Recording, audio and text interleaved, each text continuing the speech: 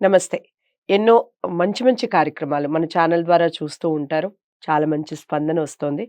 చాలా కాలమైంది యాక్చువల్‌గా. ఇంకా ముందే ప్రారంభించాలి.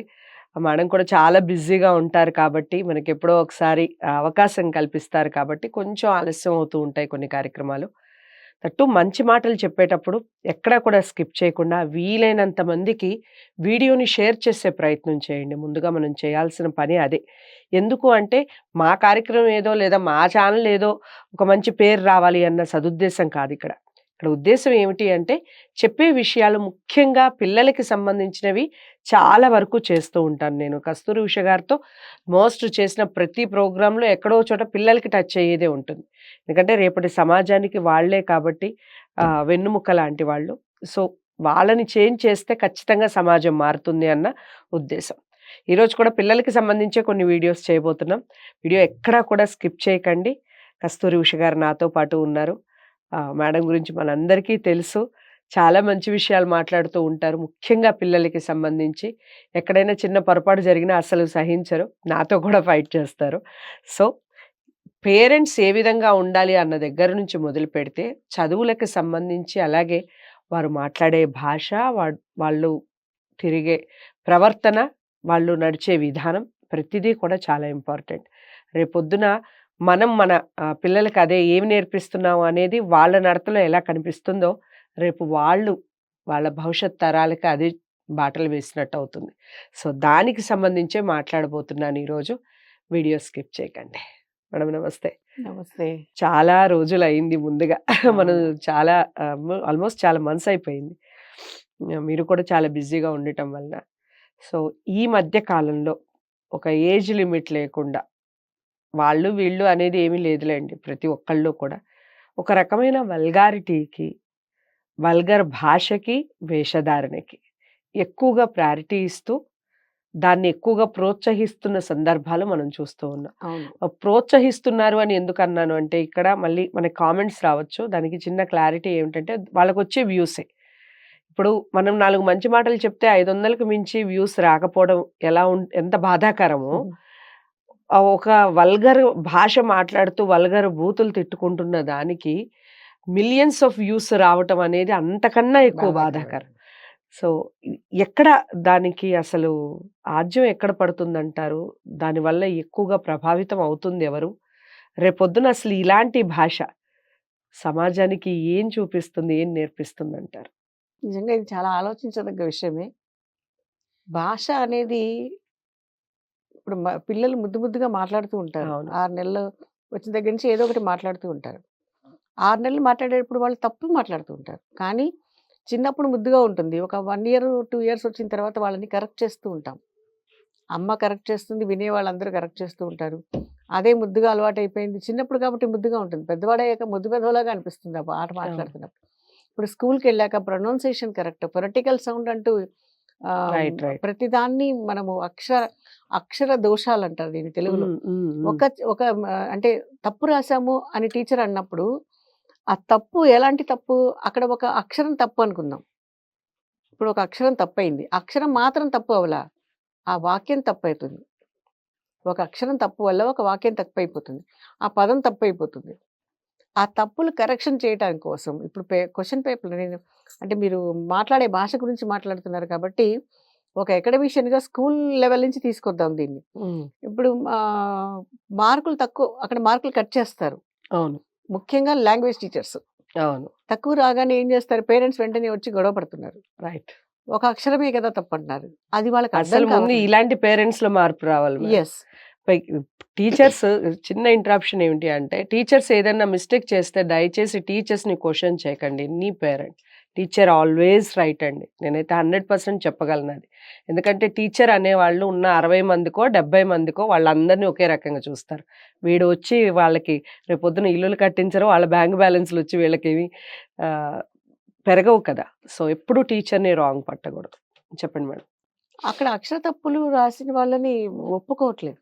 హ్మ్. ఇప్పుడు ఒక లెటర్ తప్పు ఒక ఒక ఒక పదంలో ఒక అక్షరం మిస్‌ప్లేస్ అయినా, మిస్ అయినా ఆ పదానికి అర్థం ఉండదు కదా! ఆ పదం అర్థం లేనప్పుడు సెంటెన్స్ కంటిన్యూషన్‌కి అర్థం ఉండదు. అంత డీప్‌గా ఎవరు ఆలోచించట్లేదు. ఒక ఇప్పుడు జస్ట్ ఎగ్జాంపుల్ చెప్తాను నేను మీకు. కళ్ళు పాక, హ్మ్. కళ్ళజోడు. ఆ పాక, జోడు తీసేసేయండి. ఇక్కడ కళ్ళు. హ్మ్. ఇక్కడ కళ్ళుకి, కళ్ళుకి రెండిటికి అర్థాలు ఎంత తేడా ఉంది గదా! హ్మ్. అక్కడ అంటే మనకి తెలుగు గాబట్టే ఇక్కడ అలా రాయాలి, అక్కడ అలా రాయాలి. ఆ!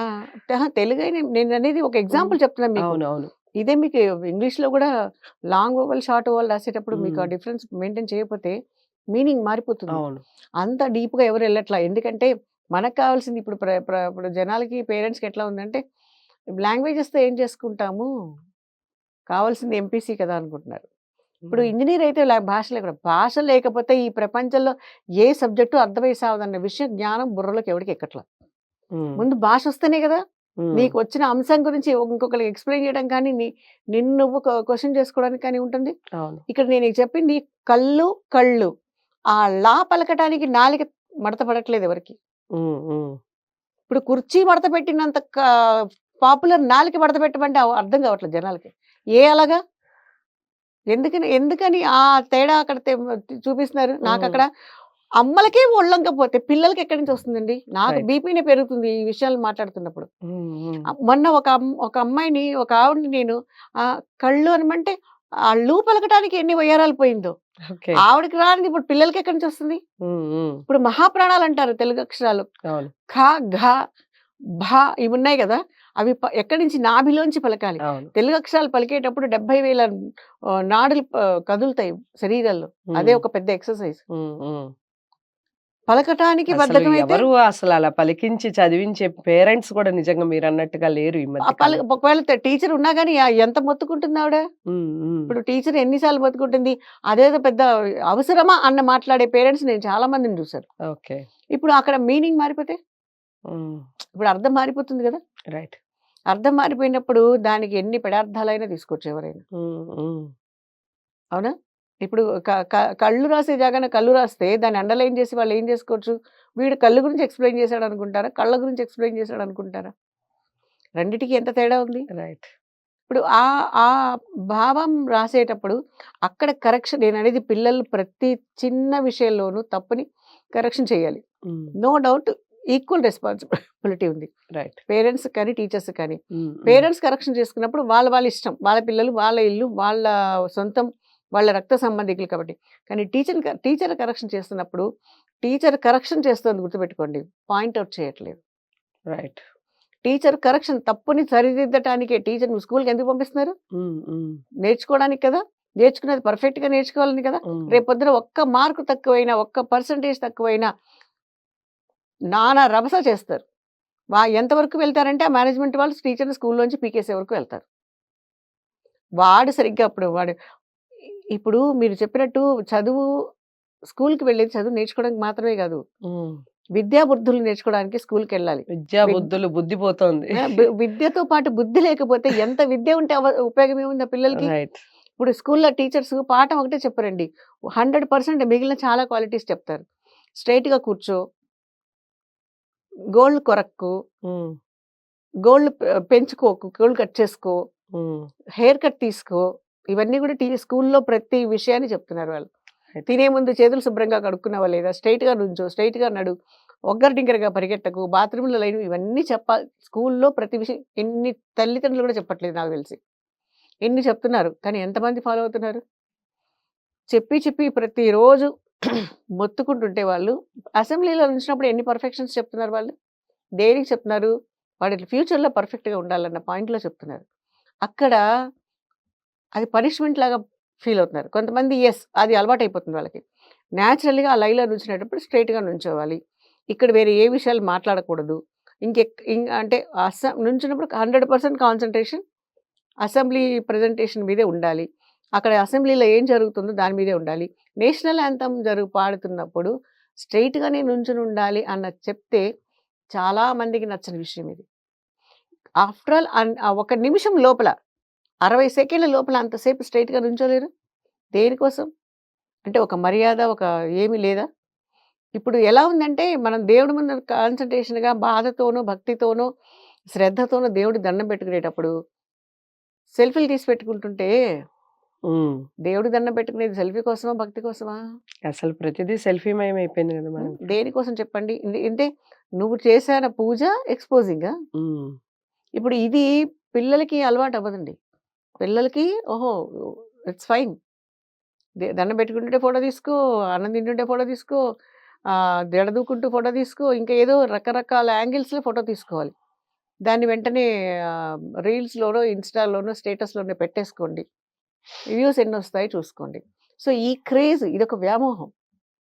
హ్మ్. ఇప్పుడు మనం బాగా చదివాము, మనకి మంచి మార్కులొస్తే అప్రిషియేట్ చేస్తారు అన్న దానికన్నా ఈ ఇది ఇది ఒకలాంటి కిక్ ఇస్తుంది చూడండి. దీని వ్యామోహం వేరుగా ఉంటుంది. దీని మత్తు వేరుగా ఉంటుంది జనాలకి. హ్మ్. ఎందుకంటే మంచి కన్నా చెడు చెడు తొందరగా ఎక్కువగా ఎక్కువ తొందరగా స్ప్రెడ్ ఆకర్షిస్తుంది అవుతుంది. కదా! హ్మ్. హ్మ్. అబద్ధాన్ని ఎక్కువ మంది నమ్ముతారు. రైట్. నిజాన్ని ఎక్కువ మంది నమ్మరు. అందుకే ఒంటరిగా నడవాల్సొస్తుంది. హ్మ్. నిజం అదే ఎప్పుడూ కూడా పెద్దవాళ్ళు కూడా అంటారు గదా మేడం. నిజమనేది జీవితాంతం చెప్పాలట. అబద్ధం ఒకసారి చెప్తే ఒకసారి చెప్తే సరిపోదు. చాలు భలే స్ప్రెడ్ అయిపోతుంది ఫాస్ట్‌గా. అవును. పైగా దానికి బోలెడన్ని కొమ్మలు, రెమ్మలు, పువ్వులు, కాయలు కూడా కాస్తూ ఉంటాయి. అవును. ఆ టైపులో ఇప్పుడు జనాలకేంటంటే అది కిక్ ఎక్కువైపోతుంది. దానివల్ల వాళ్ళు ఇంకా కొంచెం అంటే ఇప్పుడు వల్గారిటీ అన్నది ఇప్పుడు మనం అనుకున్న దాంట్లో డ్రెస్ ఒకటే కాదు. మీకొక సామెత ఉంది తెలుగులో. నోరు మాట్లాడుతుంటే నొసలెక్కిరిస్తు అయ్యి అని. రైట్. వాడు అన్నం తిన్నావా అని అడుగుతుంటాడు. కానీ వీడు తినే ఉంటాడులే బోలెడంత మెక్కాడన్నట్టుగా ఫేస్‌లో ఎక్స్‌ప్రెషన్ తెలిసిపోతూ ఉంటుంది. ఓకే. ఆ! అదేంటి ఇంటికొచ్చిన వాళ్ళని భోంచేస్తారా అని అడుగుతూనే వాళ్ళ మొహంలో అబ్బా! గోల వీళ్ళకిప్పుడు అన్నం పెట్టాలా అన్న ఎక్స్‌ప్రెషన్ తెలిసిపోతూ ఉంటుంది. అది మనోభావాన్ని మనం మనసులో అనుకున్నాం అంటారు. కానీ ఎదుటి వాళ్ళు కనిపెట్టగలరు. ఎందుకంటే మనకే తెలుస్తుంది కదా! వాళ్ళెలా ఫీల్ అవుతారో. ఇప్పుడు మనస్సాక్షిగా, స్వచ్ఛందంగా ఎదుటివాడిని భోంచేయని అడగాలి అనుకున్న వాళ్ళు, భోజనం టైంకొచ్చిన వాళ్ళని అడగటం మర్యాద. అవును. కాకుండా వచ్చిన వాళ్ళని బట్టి, అయ్యో! పాపం వీళ్ళు మొహం వాడిపోయింది ఎంతసేపయిందో తిని, హ్మ్. లేదా వీళ్ళు బయట తినేవాళ్ళు కాదు. వీళ్ళెక్కువ బయట అడ్డగోలుగా ఏది తినరు. హ్మ్. కాబట్టి వీళ్ళకి ఇంటికొచ్చిన తర్వాత ఏదో పప్పో, పచ్చడో, కూర ఏదోటి. లేదా బయట తింటే మీ ఆరోగ్యం చెడిపోతుంది. మా ఇంటికొచ్చినప్పుడు ఏదో ఒకటి పెడతాను తినేసి పొండి అని చెప్పడను అదొక బాధ్యత. ఓకే. ఇది కూడా మన చుట్టమా, ఫ్రెండా అన్నది పక్కన పెడితే ఇదొక బాధ్యత. అలా కాకుండా బాబోయ్! వీడేంటి ఇప్పుడు ఈ టైంలో వస్తున్నాడు. వీడికి అన్నం పెట్టాలా అనుకోవటం మానవత్వం కాదు. హ్మ్. కానీ అలా ఒకవేళ పెట్టాల్సొచ్చినప్పుడు మన ఎక్స్‌ప్రెషన్స్ తేడా ఉన్నాయనుకోండి. ఇప్పుడు వల్గారిటీ గురించి చెప్తున్నా నేను. పట్టు చీర కట్టుకొని వల్గర్‌గా బిహేవ్ చేసేవాళ్ళు గూడా ఉంటారు. No doubt. ఆహ్, వల్గారిటీ డ్రెస్‌లో కన్నా మాట్లాడే మాట, కళ్ళల్లో ఎక్స్‌ప్రెషన్, మనం షూట్ చేసే ఒక డైలాగ్ ఉంటుంది కదా! ఈ అవును. మూడింటి మీద అది ఎలాంటి ఎక్స్‌ప్రెషన్ అయినా దీంట్లో ఎక్కువగా వ్యక్తపరిచినట్టుగా అవుతుంది. అది అంటే ఒకళ్ళని కించపరచటానికి నీకు మ నీకు మజా వస్తుందని ఇంకొకళ్ళని కించపరిచే విషయంలో హ్మ్. అదే మనం మంచిగా కూర్చొని మాట్లాడుతున్నారనుకోండి రోడ్ సైడు లేతే పార్క్‌లోనో ఎవరైనా సైలెంట్‌గా మాట్లాడుకుంటున్నారు. వాళ్ళని ఎవ్వరు పట్టించుకోరు. రోడ్డు మీద ఎళ్ళేవాళ్ళు వాళ్ళ వంక కూడా చూడరు. ఎందుకంటే హ్మ్. వాళ్ళు చాలా సైలెంట్‌గా మంచిగా కష్టం, సుఖం వాళ్ళ బాధలో లేతే వాళ్ళ కష్ట సుఖాలో లేదంటే వాళ్ళ జీవితంలో వాళ్ళ పాఠాలేవో చెప్పుకుంటున్నారు. అవును. వాళ్ళని ఎవ్వరు పట్టించుకోరు. కన్నెత్తి కూడా చూడరు. ఎందుకంటే వాళ్ళు క్వైట్‌గా ఉన్నారు. అదే వాళ్ళు కొంచెం గట్టిగా గొంతెత్తి మాట్లాడుకున్నా, ఒకళ్ళ చెయ్యి ఇంకొకళ్ళ ఒంటి మీద ఉన్నా, వందల మంది పోగైపోతారు అటు ఇటు గూడా. అవును. మామూలుగా ఉంటే ఎవరు రారు. వాళ్ళు నిజంగానే వాళ్ళ మనసులో కష్టం ఉంది. ఓ ఎ భరించలేని బాధని వాళ్ళు చెప్పుకుంటుంటే, మూడో వ్యక్తి వచ్చి పొరపాటున కూడా ఎవరు అడగరు. ఏమైంది? ఎందుకు మీరు బాధపడుతున్నారు? మీకేం కష్టాలున్నాయని ఒక మూడో మనిషి కుక్క గూడా వాళ్ళ దగ్గరికెళ్ళదు. కానీ అదే వాళ్ళు కొంచెం గట్టిగా రైజ్ చేసుకొని, గట్టిగా మాట్లాడుకున్నారనుకోండి, హ్యాపీగా ఇటు అటు 2 గ్రూపులయిపోతాయి. వెంటనే ఒకళ్ళు వీడియో తీస్తారు. దాన్ని అదేంటి ఇన్‌స్టాలోను, ఫేస్‌బుక్‌లోను, యూట్యూబ్‌లోను అన్నిట్లో షార్ట్స్‌లో పెట్టేసుకుంటారు. అవును. అక్కడ కారణం ఏంటో ఎవడికి తెలీదు. ఇప్పుడు చాలా జరిగేవి రీల్స్ వరకు తీస్తున్నారు, షూట్ చేస్తున్నారు అంటే why they didn't stop it అనట నేను. వాళ్ళెందుకు ఆపట్లేదది? చివరికి ఫ్రాంక్ కాల్స్, ఫ్రాంక్ చేయటము, ట్రోల్ చేయటము కూడా ఒక ఫ్యాషన్ అయిపోయింది. చాలా. సో, ఈ ఫ్రాంక్ వీడియోస్ గురించి గూడా ఖచ్చితంగా ఒక వీడియో చేద్దాం మేడం. మీరు చాలా వాల్యుబుల్ ఇన్ఫర్మేషన్ ఇచ్చారు. ఇక్కడ ఒక విషయం చెప్పండి. ఈ వల్గర్ లాంగ్వేజ్ మీద, ముఖ్యంగా భాష మీద వల్గారిటీ నోట్లో నుంచి మాట రావటం ఎక్కడసలు కంట్రోల్ పడాలి అంటారు? ఎక్కడ స్టాప్ అవ్వాలి అంటారు? అసలు వాళ్ళు ముందు మాట్లాడటమే స్టార్ట్ ఆపే చేయకూడదు కదా! అదే అంటే ఆల్రెడీ మొదలుపెట్టేసారు కదా! మరి దానికి ముగింపెక్కడ? They should be punished. నేను సెర్చ్ చేయవే. వాళ్ళు మాట్లాడింది తప్పని వాళ్ళకి తెలుసు. రైట్. తెలియక మాట్లాడట్లేదు. వాళ్ళు మాట్లాడేది చాలా చండాలమైన భాష అని వాళ్ళకి తెలుసు. అదే భాషని వాళ్ళ మీద వేరే ఎవరైనా ప్రయోగిస్తే ఊరుకుంటారా? నీకున్న నొప్పి మరి ఎదుటి మనిషికి కూడా ఉంటుంది గదా! మీ అమ్మ లాంటిదే గదా! పక్క వాళ్ళ అమ్మ గూడా. మీ ఇంట్లో కూడబుట్టిన ఆడపిల్లలు లాంటి వాళ్ళే గదా! పక్కన ఆడపిల్లలు గూడా. హ్మ్. వాళ్ళు దేశం కోసం వా వా దేశంలో నీలాంటి పొరంబోకు వెధవలందరూ కామెంట్స్ చేస్తారని వాళ్ళ అమ్మా, నాన్న వాళ్ళని కనలేదు కదా! హ్మ్. ఈ జ్ఞానం ప్రతి మనిషికి ఉండాలి. నో డౌట్ ఇది పెంపక సంస్కారంలో ఉంటుంది. ఆ తండ్రి తల్లి మీద తల్లికి ఇచ్చే గౌరవం మీద కూడా చాలా ఆధారపడి ఉంటుంది. రైట్. ఇది ఒకప్పుడు ఒక మగ పిల్లవాడు కానీ, ఒక ఆడపిల్ల కానీ ఆహ్, ఎదుటి మనిషి మీద ఉండే గౌరవం కానీ, ఎదుటి మనిషి మీద ఉండే సంస్కారం కానీ, ముఖ్యంగా తల్లి మీద తండ్రికి ఎలాంటి గౌరవం ఉంది. హ్మ్. తల్లి అంటే ఏదో వ బాధ్యత కాబట్టి చచ్చినంత చాకిరీ చేసేస్తుంది అనుకునే తండ్రులు చాలామందున్నారు. ఆఖరి నిమిషం వరకు కూడా. అంటే ఆవిడ ముందు చచ్చిపోయిందనుకోండి, అప్పుడు కానీ తెలీదు ఆ భర్తకి. ఇప్పుడు ఎవరిస్తారు మంచినీళ్ళు టైం ప్రకారం ఇన్ని రూల్స్ మాట్లాడాను జీవితం అంతా. మంచినీళ్ళు ఇచ్చేవాళ్ళు ఏరి అన్న క్వెషన్ తన మనసులో ఆవిడని తీసుకువెళ్ళిపోయిన తర్వాత కానీ ఆ భర్తకి తెలీదు. ఆ రియాక్షన్ తప్పకుండా పిల్లల మీద పడుతుంది. సో, చాలా వాల్యుబుల్ ఇన్ఫర్మేషన్. సో, ప్రతి పేరెంట్ ముఖ్యంగా ఫస్ట్ పేరెంట్స్, తర్వాత సమాజంలో నెక్స్ట్ స్టెప్ పిల్లలు ఎక్కడెక్కడికి వెళ్తూ ఉంటారో వాళ్ళందరూ బాధ్యత వహించాల్సిందే. Not only school, not only office, not only ఎక్కడికైనా. మనం తిరిగే ప్రదేశాలు ఏవైతే ఉన్నాయో 100% మనం నీట్‌నెస్ అంటాం కదా! నీట్‌నెస్ అనేది మాటల్లో కూడా ఉండాలి. అంత శుభ్రమైన మాటలు ఉంటేనే సమాజం బావుంటుంది. మన చుట్టుపక్కల వాళ్ళందరూ బావుంటారు. మనం హ్యాపీగా ఉంటాం. మన పిల్లలు అంతకన్నా ఆనందంగా ఉంటారు. ఖచ్చితంగా మెరుగైన సమాజం అనేది కనిపిస్తుంది. కొన్ని రోజుల తర్వాతైనా. ఈ వీడియో చేయటానికి ముఖ్య ఉద్దేశ్యం ఏంటంటే, ఈ మధ్య వయసుతో నిమిత్తం లేకుండా చాలామంది కొన్ని వల్గర్ లాంగ్వేజ్‌తో వీడియోస్ తీయటం, దాన్ని పోస్ట్ చేయటం, దానికి ఎవరు ప్రోత్సహిస్తున్నారో వాళ్ళకి సంబంధించి మాట్లాడే ఉద్దేశ్యం ఇది. వాళ్ళు మిలియన్స్ ఆఫ్ వ్యూస్ వాళ్ళకివ్వడం. సో, మనం దేన్ని ప్రోత్సహిస్తున్నాం? ఒకసారి మిమ్మల్ని మీరు క్వెషన్ చేసుకోండి. సో, మాక్సిమం వీలైనంత మందికి ఈ వీడియోని షేర్ చేస్తారని అనుకుంటున్నాను. లైక్ చేసి షేర్ చేయండి. ఛానెల్‌ని సబ్స్క్రైబ్ చేసుకోండి. మరో మంచి వీడియోతో మళ్ళీ కలుద్దాం. నమస్తే.